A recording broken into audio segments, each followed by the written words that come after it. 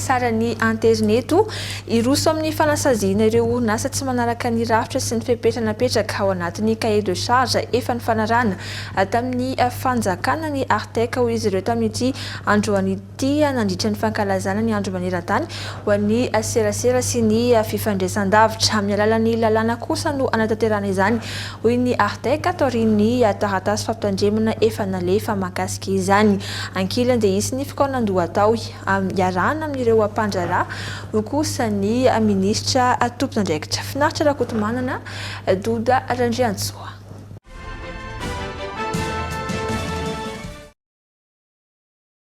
Efa tonga amin'ny dingana fanasaziana isika izao rehefa tsy nisy niainy ny fanairana natao mahakasika ny tokony ampidinana ny saran'ny internet taoriana ny fanafonana ireo prix plancher napetraky ny fanjakana ho ny tompon'andraikitra.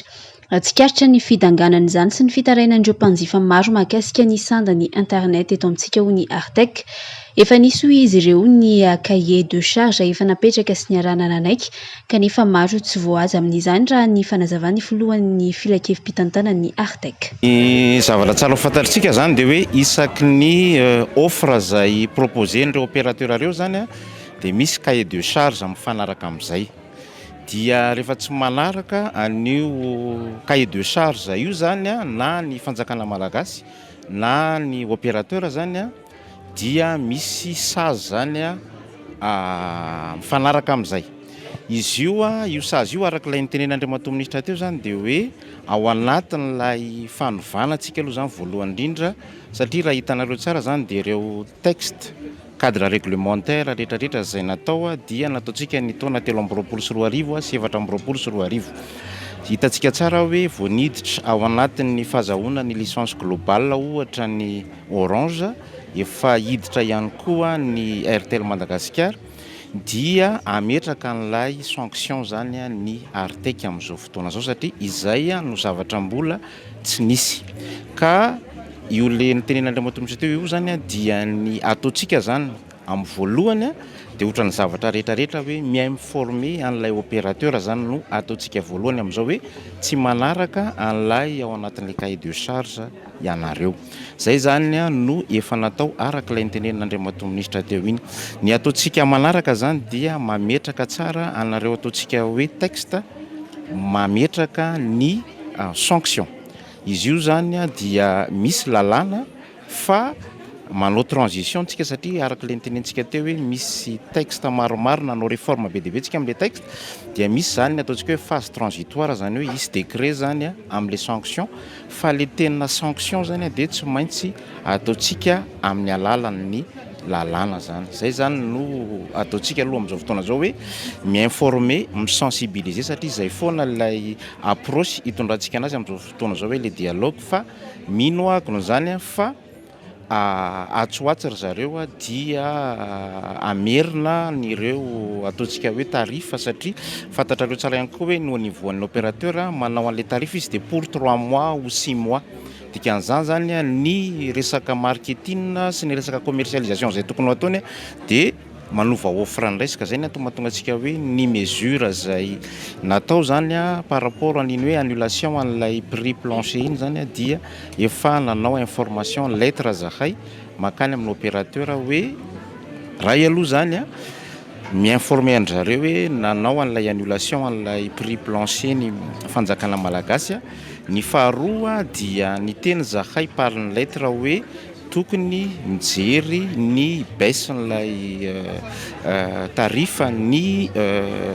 opérateur ary tsika zany amin'ny lafiny anankiray dia efa mieritreritra sahady amin'izao fotoana izao ny Artec miaraka amin'ny ministère amin'ilay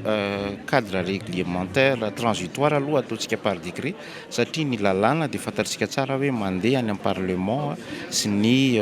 Sénat. Anisany olana ho an'ny connexion internet kosa ho ny ministra ny fanafarana izany any ivelany izay isany nahatonga ny fanafoanana ireo forfait teo aloha.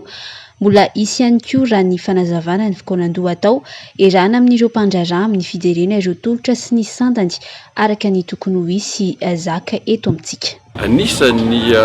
olana amin'ny fifandraisan-davitra eto Madagasikara dia ireo matière première zany connexion internet dia alaina avy any ivelany hoentina makaty a Madagasikara. Rehefa tonga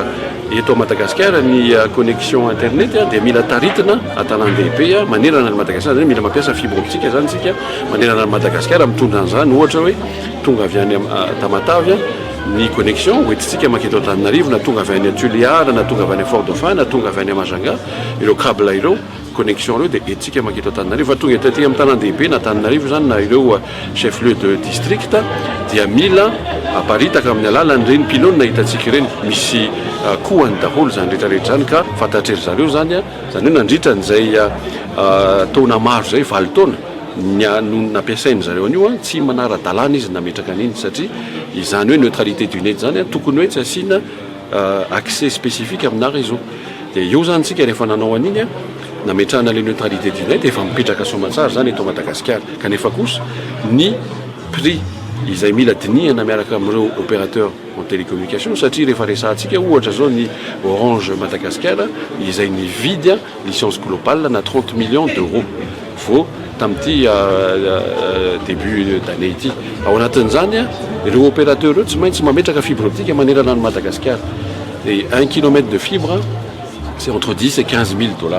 Et zareo nefa angatahantsika fanjakana malagasy manao 5 000 km de fibre optique. Orinasa Telma manana 12 000 km de fibre optique. Orinasa Blue Line na Golfsat manana 500 km de fibre optique. Et zareo zany tsy maintsy manana an'izay capacité zay satria mila hazavaina kely any le contexte mitondra ny internet io avy any amin'ny faritra any amin'ny reny serana tsambo reny ohatrany hoe Majanga, Tamatavy, Tuléar, Fort-Dauphin mitondra azy aty andrenivohitra. No marina androany moa ny andro maneran-tany ho an'ny serasera sy ny fifandraisan-davitra.